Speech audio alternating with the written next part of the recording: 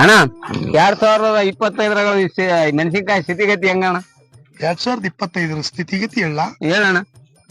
2025 ಮೆಣಸಿನಕಾಯಿಯ ಸ್ಥಿತಿಗತಿಗಳು: ಲೀಜು 27,000, ರಂಟೆ ಕುಂಟೆ ಹೊಡೆದಿದ್ದು 13,000, ಆಮೇಲೆ ಬೀಜ ಬಿತ್ತಿದ್ದು 3,000, ಆಮೇಲೆ ಕಳೆ ತೆಗೆಸಿದ್ದು ಎಕರೆಗೆ 17,000 3 ಸಾರಿ, ಆಮೇಲೆ ನೀರು ಕಟ್ಟಿದ್ದು ಎಕರೆಗೆ 4,000, ಆಮೇಲೆ ಮೆಣಸಿನಕಾಯಿ ಹರಿದದ್ದು 37,000, ಆಮೇಲೆ ಎಕರೆಗೆ ಗೊಬ್ಬರ ಮತ್ತು ಕ್ರಿಮಿನಾಶಕಗಳ ವಿವರ ಕೇವಲ ಎಕರೆಗೆ 50,000.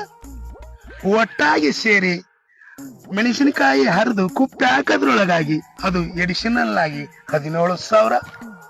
ತುಳಿದದ್ದು 100 ಚೀಲಕ್ಕೆ 5,500. ಆಮೇಲೆ ತುಳಿದು ಇಲ್ಲಿಂದ ಬ್ಯಾಡಗಿ ಮಾರ್ಕೆಟ್ಗೆ ಒಯ್ದಿದ್ದು 15,000. ಅವರ ಕಮಿಷನ್ 4,500. ಆಮೇಲೆ ಅವರು ಹಾಕಿದ್ದು ನಮ್ಮ ಮೆಣಸಿನಕಾಯಿ ಒಯ್ದು ಅವರಿಗೆ ಹಾಕಿ 15 ದಿನ ಅವರಿಗೆ ಉದಿರು ಕೊಟ್ಟು ನಮ್ಮ ರೊಕ್ಕ ಬೇರೆ ಕಡೆ ದುಡ್ಕೊಂಡು ಅವ್ರು ನಮಗೆ ವಾಪಸ್ ಹಾಕಿದ್ದು 15 ದಿನಗಳ ನಂತರ ನಮಗೆ ಹಾಕಿದ್ದು 1,64,000. ಖರ್ಚಾಗಿದ್ದು 2,30,000.